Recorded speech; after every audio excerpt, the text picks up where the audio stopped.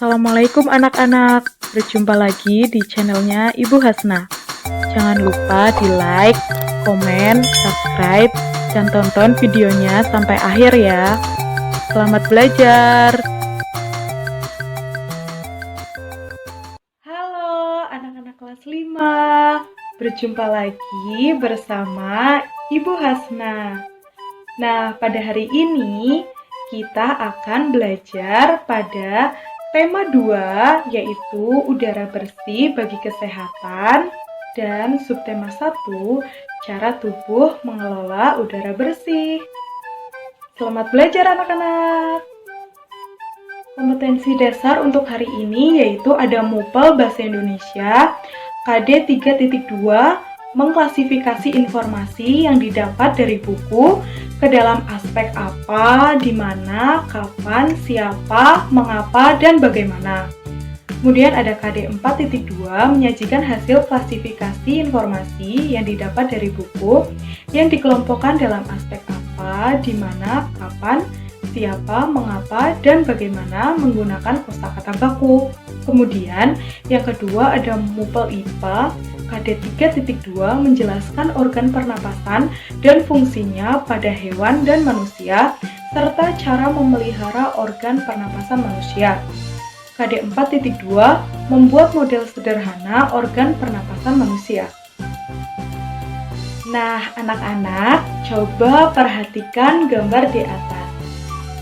Di situ ada berbagai macam makhluk hidup. Makhluk hidup apa saja yang ada dalam gambar tersebut? Ya, ada manusia, ada hewan, di situ ada berbagai jenis hewan. Misalnya ada kambing, ada juga ayam, dan ada itik. Nah, dari berbagai jenis makhluk hidup tersebut, apakah mereka memiliki perbedaan? Tentu saja, mereka memiliki perbedaan, yaitu dari bentuk tubuh, dari jenis makanan, jenis tempat tinggal, cara berjalan, dan lain sebagainya. Kemudian selain ada perbedaan, apakah mereka memiliki kesamaan? Ya, tentu saja setiap makhluk hidup memiliki kesamaan, yaitu sama-sama membutuhkan makanan, sama-sama membutuhkan minuman, sama-sama membutuhkan tempat tinggal, dan sama-sama membutuhkan oksigen untuk bernafas. Nah, berbicara mengenai oksigen, apakah semua makhluk hidup memerlukan oksigen, anak-anak? Ya, tentu saja semua makhluk hidup memerlukan oksigen untuk bernafas. Lalu, bagaimana proses pengambilan oksigen oleh makhluk hidup? Tentu saja, proses pengambilan oksigen oleh makhluk hidup adalah dengan cara yang berbeda-beda. Maka dari itu, hari ini kita akan mempelajarinya ya anak-anak. Kemudian, apa yang dapat kita lakukan untuk menjaga ketersediaan oksigen agar tetap bersih dan sehat? Nah, salah satu hal yang dapat kita lakukan adalah dengan melakukan reboisasi atau penanaman pohon dan tidak melakukan penebangan liar, serta menjaga lingkungan agar tetap hijau, supaya oksigen yang dihasilkan oleh tumbuhan dapat memenuhi kebutuhan seluruh makhluk hidup. Nah, berbicara tentang makhluk hidup, hewan juga termasuk salah satu jenis makhluk hidup yang berada di sekitar kita. Nah, anak-anak, apa saja hewan-hewan yang berada di sekitar kita? Ibu beri contoh, ada sapi, kemudian ada semut, ada ular, ada katak, ada nyamuk, ada belalang, dan lain sebagainya. Nah, selain dari hewan-hewan tersebut, banyak juga jenis hewan-hewan yang sering dijadikan peliharaan oleh manusia. Contohnya, ada kucing, ada ikan, burung, kelinci, kura-kura, dan lain-lain. Apakah anak-anak di rumah mempunyai hewan peliharaan? Kalau punya, sebutkan di kolom komentar ya. Nah, selanjutnya di sini Ibu juga menampilkan teks, yaitu masih bertema dengan hewan peliharaan. Di sini ada teks yang berjudul Dayu dan Ikan Hias. Berikut teksnya akan Ibu bacakan ya. Dayu dan Ikan Hias. Dayu memelihara banyak ikan hias berjenis ikan mas koki. Ikan-ikan hias itu dipelihara dalam sebuah akuarium. Setiap hari, Dayu memberi makan ikan-ikannya. Dayu juga rutin membersihkan akuarium, lalu mengganti airnya dengan air bersih. Kegiatan itu ia lakukan seminggu sekali. Dayu senang melihat ikan-ikan di dalam akuarium berenang ke sana kemari. Dayu memperhatikan saat mulut ikan-ikan itu terbuka dan menutup. Seolah-olah ikan-ikan itu selalu menelan air. Dayu bertanya-tanya, apa yang dilakukan ikan-ikan itu? Nah, setelah anak-anak menyimak bacaan Dayu dan Ikan Hias, sekarang Ibu akan mengajak kalian untuk memperhatikan peta pikiran atau mind map di atas, kemudian menjawab pertanyaan-pertanyaan yang ada di dalam kotak. Oke, langsung ke pertanyaan pertama, yaitu apa nama jenis ikan hias yang dipelihara? Pertanyaannya apa? Berarti berkaitan dengan sesuatu, benda gitu. Apa jenis ikan hias yang dipelihara? Ya, ikan mas koki. Nah, kemudian ada pertanyaan kedua, siapa yang memelihara ikan hias? Pertanyaan siapa berarti berkaitan dengan orang atau berkaitan dengan pelaku dan lain sebagainya. Siapa yang memelihara ikan hias? Adalah Dayu. Kemudian pertanyaan ketiga adalah di mana ikan hias itu dipelihara. Nah, pertanyaannya diawali dengan di mana, berarti berkaitan dengan tempat. Jadi Dayu di mana memelihara ikan hiasnya?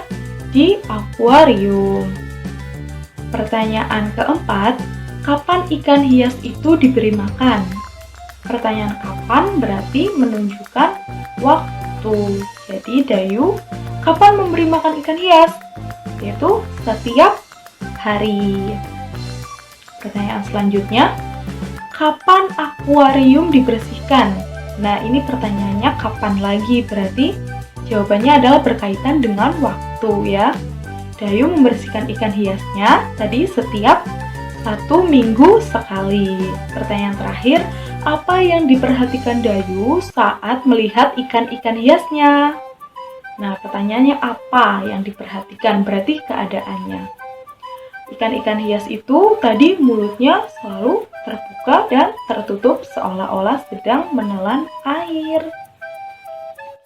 Jadi kesimpulannya adalah pertanyaan apa digunakan untuk menunjukkan benda, keadaan, atau perbuatan.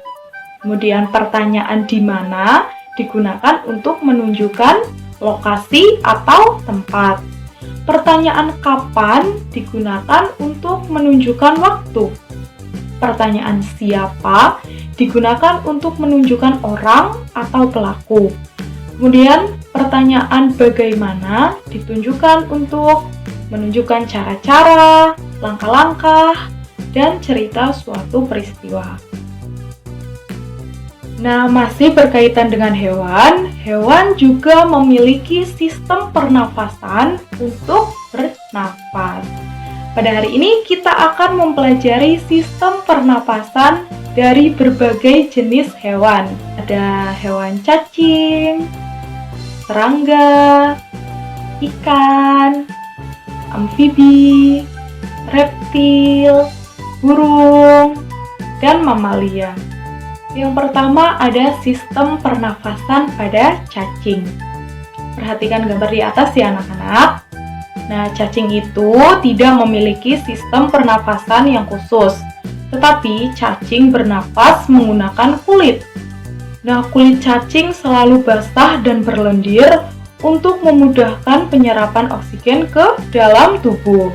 Oleh karena itu, cacing menyukai tempat yang lembab agar tubuhnya selalu basah dan berlendir. Yang kedua adalah sistem pernafasan pada hewan serangga. Alat pernafasan pada hewan serangga berbeda dari hewan lainnya, yaitu bernama trakea. Trakea yaitu sistem tabung yang memiliki banyak percabangan di dalam tubuh. Untuk lebih jelasnya, lihat gambar di atas ya anak-anak. Selanjutnya, apa saja sih contoh dari hewan serangga? Contoh dari hewan serangga adalah ada semut, nyamuk, lalat, belalang, kupu-kupu, dan lain sebagainya. Yang ketiga, ada sistem pernafasan pada ikan. Sistem pernafasan pada ikan bergantung pada satu organ utama, yaitu yang disebut dengan insang. Insang pada ikan berfungsi untuk mengikat oksigen dan mengeluarkan karbon dioksida sebagai hasil dari respirasi. Insang berada di belakang rongga mulut di sebelah kanan dan kiri tubuh ikan. Untuk lebih jelasnya, bisa anak-anak baca di buku tema 2, subtema 1 ya anak-anak. Kemudian yang keempat ada sistem pernafasan pada hewan amfibi. Hewan amfibi adalah hewan yang dapat hidup di darat dan juga di air. Contohnya di sini adalah katak. Nah, saat masih berupa kecebong, katak bernafas menggunakan insang.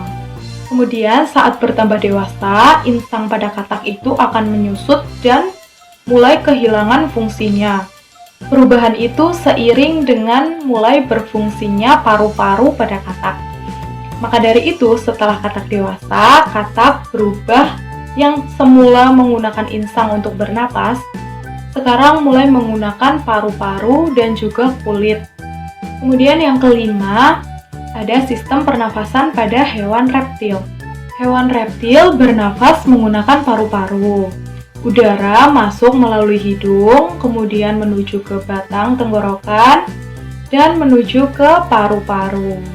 Paru-paru reptil terletak di rongga dada dan dilindungi oleh tulang rusuk. Kemudian ada contoh-contoh dari hewan reptil, di antaranya ada ular, buaya, kadal, cicak, biawak, dan lain sebagainya. Yang keenam, ada sistem pernafasan pada burung. Burung bernafas dengan menggunakan sepasang paru-paru. Nah, pada saat burung sedang berada di darat, maka burung menghirup nafas sebanyak-banyaknya. Sebaliknya, saat terbang, burung tidak menghirup udara, tetapi udara dihembuskan dari kantong udara ke paru-paru. Yang ketujuh, ada sistem pernafasan pada hewan mamalia. Hewan mamalia adalah hewan yang menyusui anaknya. Mamalia dibagi menjadi dua, yaitu mamalia darat dan mamalia air. Mamalia darat contohnya sapi, kambing, kerbau, kuda. Mamalia laut contohnya lumba-lumba, paus, dan duyung. Alat pernafasan pada mamalia terdiri dari hidung, pangkal tenggorok, batang tenggorok, dan paru-paru. Nah, pada mamalia air, hidungnya dilengkapi dengan katup.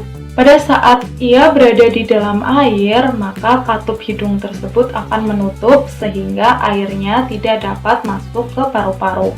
Kemudian pada saat hewan itu muncul di darat, maka katupnya akan membuka untuk menghirup udara. Nah, bagaimana anak-anak sekarang kalian sudah mengetahui berbagai sistem pernafasan pada hewan? Untuk lebih jelasnya, anak-anak dapat membuka buku paket tema 2, subtema 1, pembelajaran pertama. Untuk hari ini, Ibu rasa sudah cukup. Terima kasih anak-anak sudah menyimak video dari Ibu. Tetap semangat belajar dan sampai ketemu lagi. Terima kasih. Wassalamualaikum warahmatullahi wabarakatuh.